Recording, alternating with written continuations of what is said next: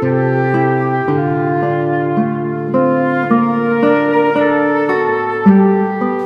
Gospel on the 5th day of our Simbang Gabi gives us a joyful message of hope and fulfillment. The angel Gabriel announced to Mary that she will be the mother of Jesus. Although the news favored Mary as the chosen one, she was deeply troubled, but God assured Mary not to be afraid. As Christians, our way of perceiving the world and the situation around us must be like that of Jesus. It must be in the light of faith.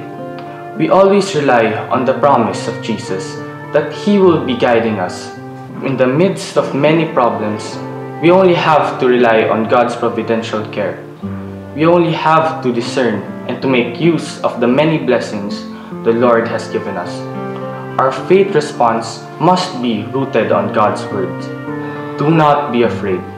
We continue praying for the gift of courage and in trust in God's goodness and generosity.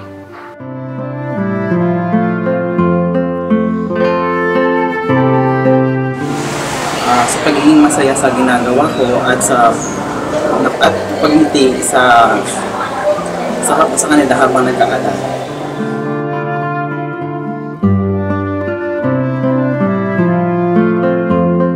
Blessing ang isang pagiging nurse dahil ito ay nagbibigay ng pag-aalaga, bagamat hindi ako isang doktor, nabibigyan ko sila ng atensyon at pag-aaruga na hindi nagiging ng kanilang pamilya.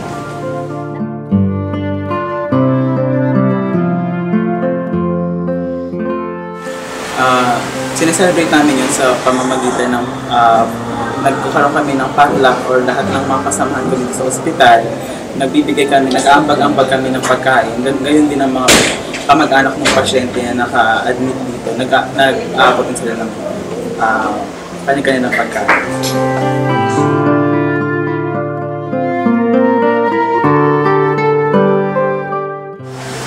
Serbisyo at pagmamahal sa trabaho at pag-aabot sa mga pasyente.